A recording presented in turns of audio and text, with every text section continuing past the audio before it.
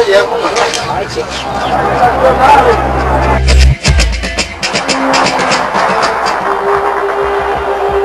trabalhador brasileiro.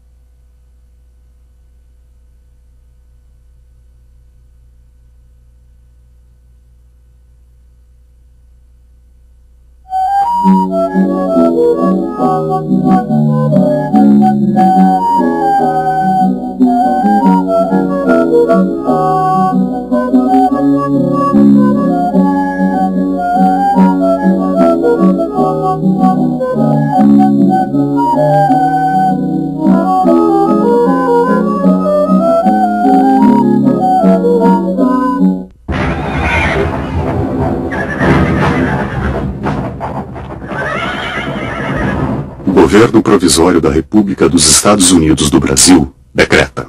Artigo 1º.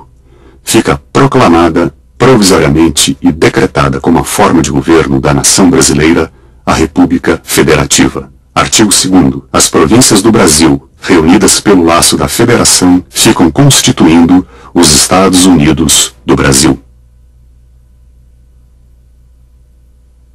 A proclamação da República se deveu a duas forças muito diferentes, do ponto de vista social e do ponto de vista ideológico. Uma dessas forças era representada pelos partidos regionais. O principal partido regional era o Partido Republicano Paulista. Essas elites estavam muito mais preocupadas com os seus interesses em cada região.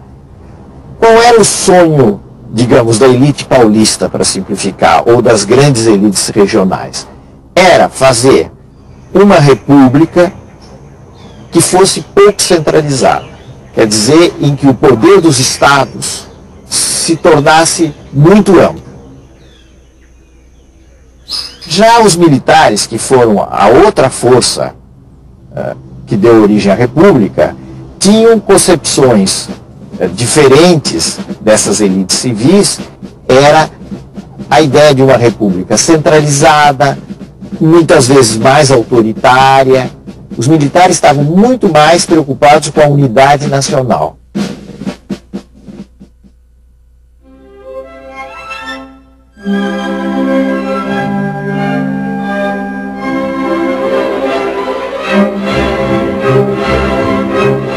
Essa luta foi ganha pelas elites civis.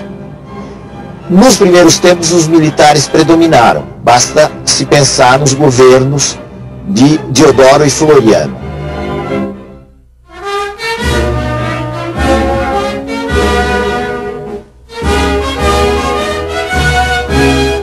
Mas logo depois se formou uma república civil.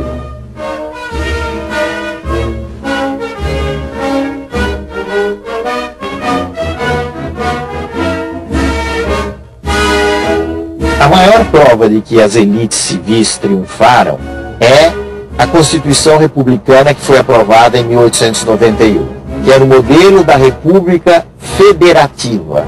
Isto é, o Brasil ficava dividido em vários estados e reunido numa federação desses estados.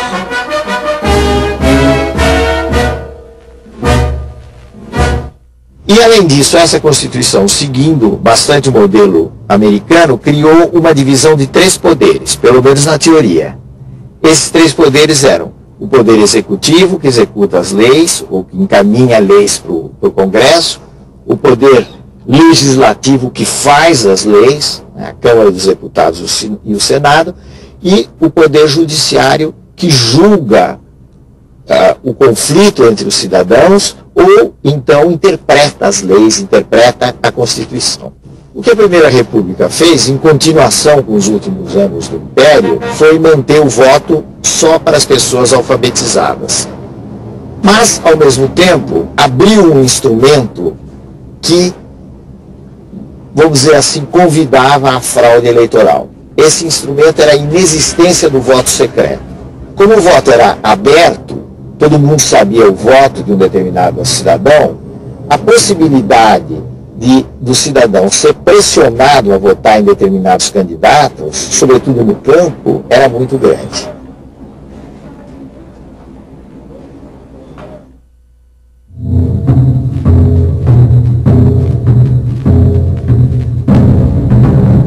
O Brasil do século XIX, fim do século XIX, não era muito diferente do Brasil de hoje em termos geográficos.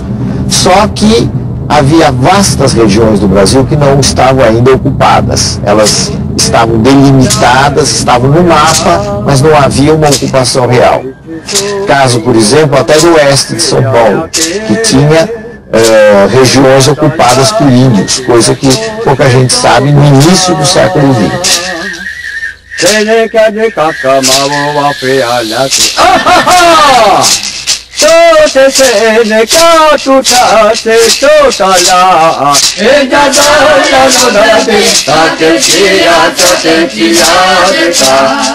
Há uma frase muito comum nessa época da Primeira República,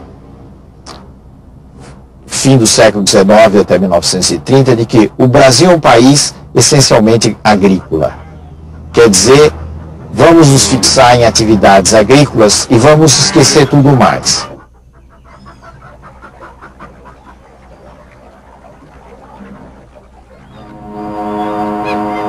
A Primeira República baseou-se numa agricultura destinada à exportação. Todo o eixo, vamos dizer assim, do crescimento econômico estava voltado para a produção de determinados bens que seriam vendidos no exterior. Do ponto de vista da população, da produção, houve um grande impulso da região centro-sul e do sul do país. O centro-sul basicamente por causa do café e o sul por causa da instalação da pequena propriedade, que foi uma coisa muito característica do Paraná, Santa Catarina e parte do Rio Grande do Sul.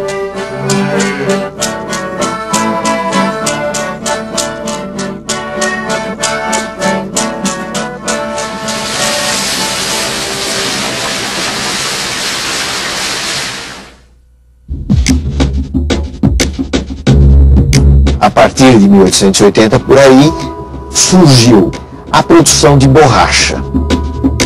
A produção de borracha ocorreu principalmente na região da Amazônia e, por algum tempo, trouxe uma grande transformação naquela área. A borracha, até 1910, mais ou menos, foi o segundo produto de exportação brasileira, depois do café, e superou, portanto, o açúcar. A borracha gerou uma riqueza muito grande porque havia uma busca enorme de borracha, primeiro pela entrada da bicicleta, o pneu de bicicleta, pneu de borracha para bicicleta em larga escala, e depois com o surgimento do automóvel. A paisagem do norte do país mudou muito com a borracha, porque aquela riqueza concentrada permitiu um desenvolvimento econômico nas mãos de uns poucos e, sobretudo, uma alteração da fisionomia urbana de Manaus e de Belém.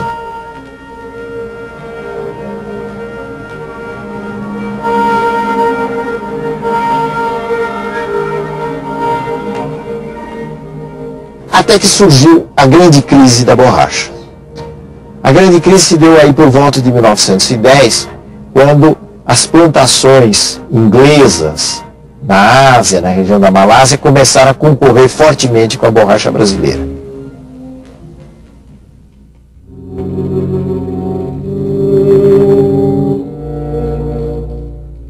Havia regiões do Brasil que progrediam muito, mas havia também amplas extensões no campo que eram extremamente pobres, com populações que ficaram à margem de todo esse progresso que ia se realizando no centro-sul, no sul do país.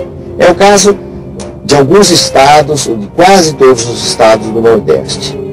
Essa população servia de mão de obra para grandes proprietários, ou vivia cultivando uma terra muito precariamente, tentou algumas vezes se organizar e também foi objeto de ação de algumas figuras que trataram de organizar essa gente.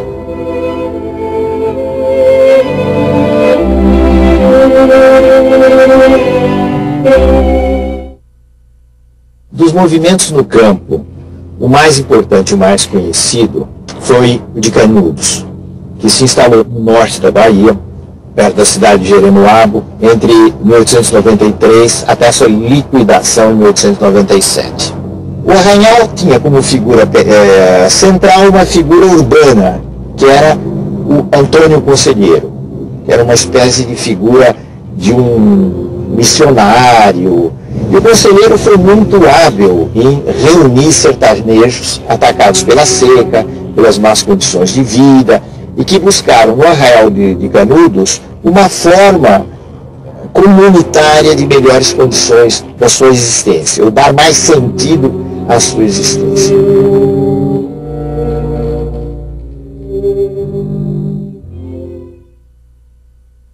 O governo da República, que poderia ter a compreensão desse fenômeno e tratá-lo de uma outra maneira, resolveu liquidá-lo.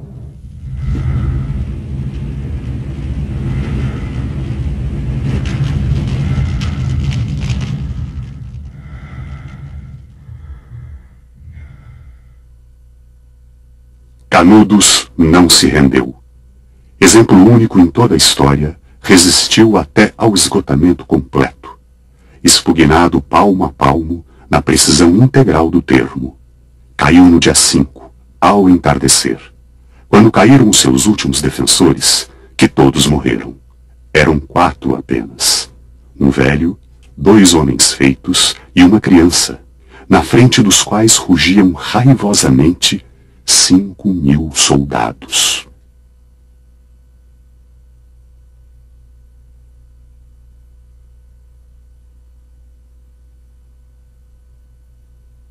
O Rio passou por uma grande transformação urbana.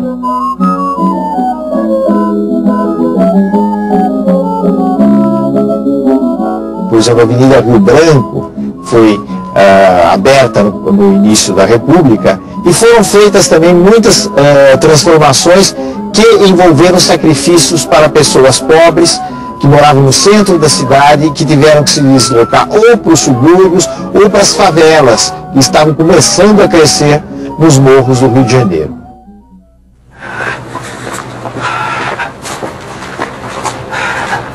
Quem anda pelos morros que cercam a cidade, quem pelustra essa misteriosa e lôbrega zona de casebres e de estalagens em que vive essa gente miserável, é que pode saber o que é a crise terrível de higiene e de moral que a cidade está atravessando. Se a miséria dos fracos, contrastando com a fortuna dos fortes, é uma prova de civilização, podemos dizer com orgulho pouco louvável que estamos civilizados. É interessante, para não dizer revoltante, que só nos mostremos impressionados pelos aspectos da nossa vida essencialmente urbana e preocupados com o saneamento do centro da cidade, quando o grande mal, o mal terrível, o mal hediondo, está nessas furnas, nessas bibocas, nessas betesgas imundas da nossa Whitechapel, onde ninguém sabe ler e onde ninguém toma banho. Em cidades como São Paulo, Rio de Janeiro, até certo ponto no Recife, Salvador, surgiram fábricas, muitas fabriquetas, eram chamadas as fabriquetas de fundo de quintal, mas também grandes construções fabris, que mudaram a fisionomia das cidades. Por exemplo, em São Paulo surgiram os bairros operários, onde antigamente havia chácaras.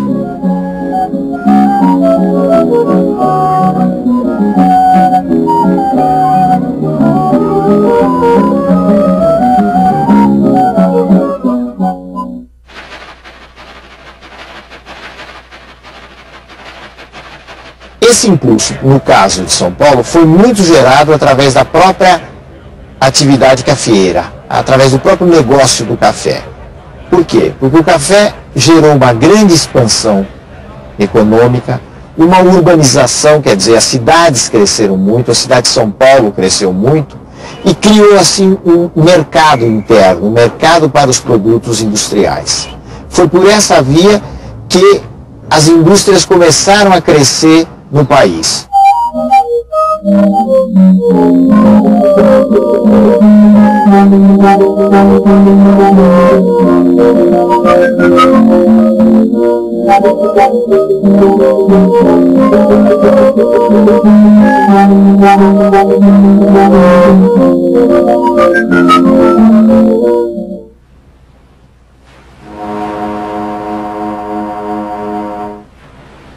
Desde o século XIX, aí por volta de 1870, começou um fenômeno que nós chamamos de imigração em massa para o Brasil.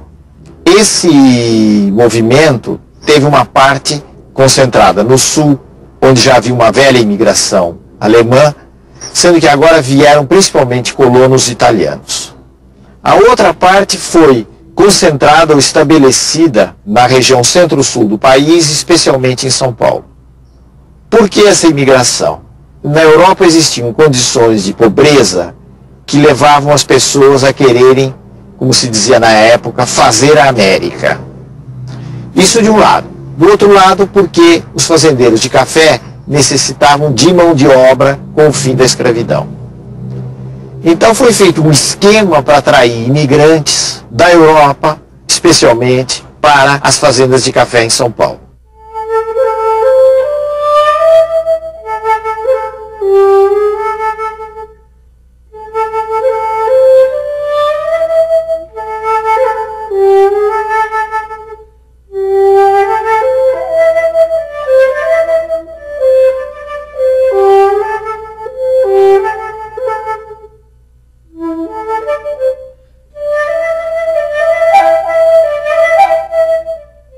Os imigrantes que vieram para o Brasil em grande número foram os principais responsáveis pela introdução no Brasil de uma série de ideias que a gente genericamente pode chamar de ideias socialistas. Dentre essas ideias, talvez a ideia mais importante, no caso brasileiro, foi a dos anarquistas.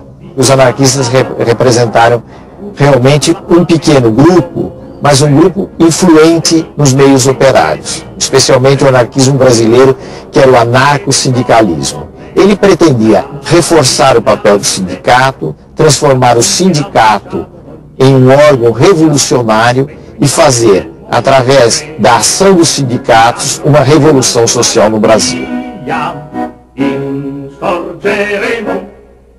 Mas é preciso lembrar que entre essas pretensões e a realidade do país, existia uma distância muito grande.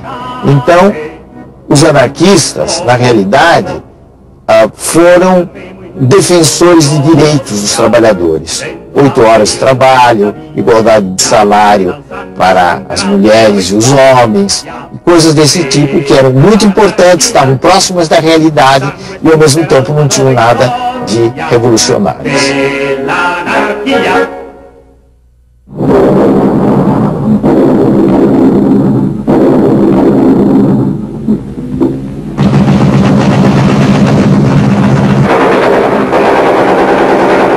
Depois da Primeira Guerra Mundial, 1914, 1918, o que aconteceu do ponto de vista das ideologias, das ideias, e no Brasil e também na maioria dos países do mundo, foi um declínio, uma queda da ideologia anarquista. Os anarquistas não trouxeram soluções, ganhos efetivos para os trabalhadores, não conseguiram isso. E por outro lado instalou a Revolução Russa em 1917, a chamada Revolução Bolchevique, movimento que era adversário dos anarquistas na medida que ele dava muita importância a um socialismo de Estado. No Brasil, isso deu origem à formação do Partido Comunista do Brasil em 1922. A organização dos trabalhadores nesse período, 1890 a 1930, foi bastante frágil, mas houve alguns momentos de grande efervescência. Esses momentos se concentraram entre os anos 1917 e 1921, quando, em consequência da carestia, houve greves importantes em São Paulo, no Rio de Janeiro e nos principais portos do Brasil.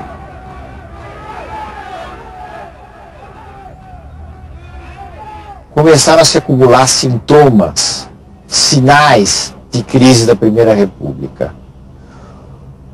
Um desses sinais foi o chamado movimento tenentista, que representou uma expressão de insatisfação dentro do Exército e, em muito menor escala, dentro da Marinha, contra o chamado sistema oligárquico.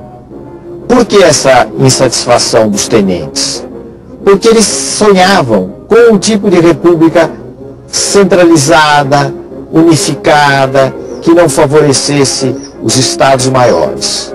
Um destacamento militar que percorreu 24 mil quilômetros aproximadamente do território brasileiro, chefiado por Luiz Carlos Prestes, que viria a ser um líder comunista, e uma figura hoje menos conhecida, que era Miguel Costa.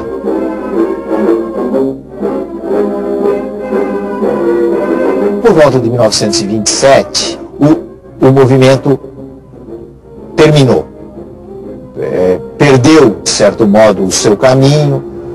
A grande parte dos tenentes se exilaram na Bolívia, na Argentina, outros foram presos. E vamos dizer, o tenentismo ficou mais ou menos entre parênteses.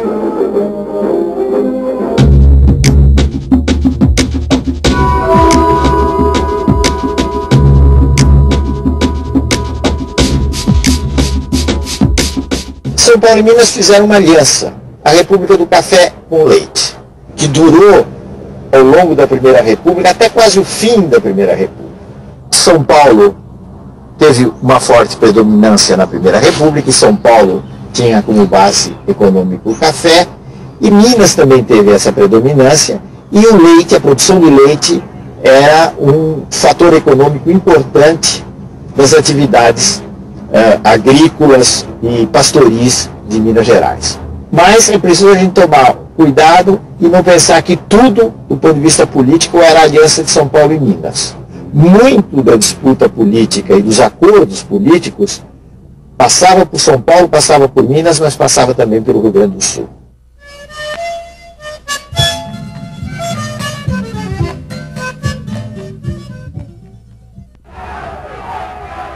Para as eleições de 1930, aconteceu uma quebra da aliança São Paulo e Minas.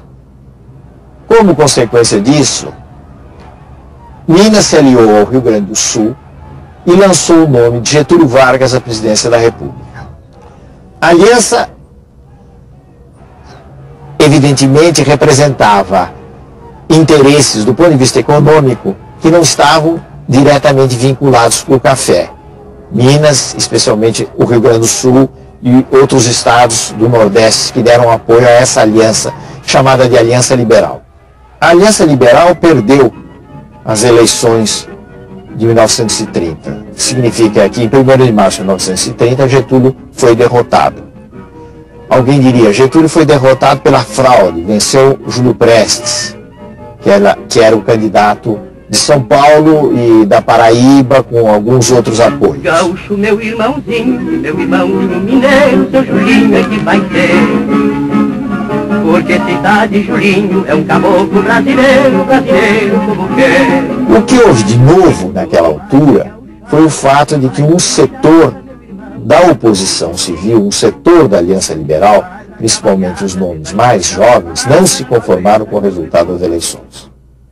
E resolveram apelar por uma revolução. Esse era o dado novo entre março e outubro de 1930. Ora, para fazer uma revolução, eles precisariam, naturalmente, de força armada. E eles foram buscar velhos inimigos deles, que eram os tenentes. A grande maioria dessas elites da Aliança Liberal haviam combatido os tenentes. Os tenentes estavam no exílio, ou estavam meio na sombra, e agora representava uma carta importante para se estourar uma revolução.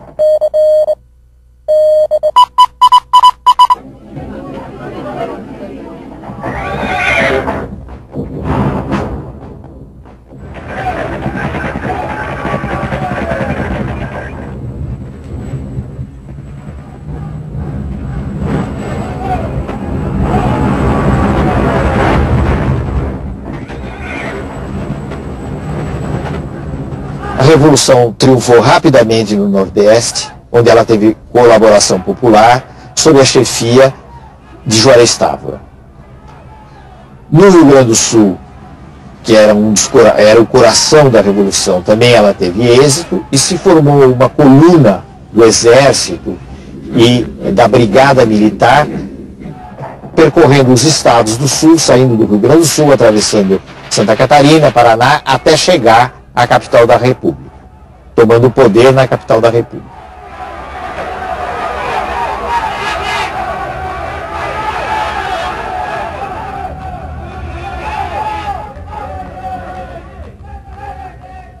No próximo programa, Getúlio Vargas no poder. Primeiro, um período transitório. Depois, o Estado Novo, feito para durar. A Segunda Guerra Mundial, seus compromissos e oportunidades para o Brasil. Ao ver o povo encarnado, sem pintar mudou de cor. Veja, seu tu, L-I-O, veja, seu tu, L-I-O,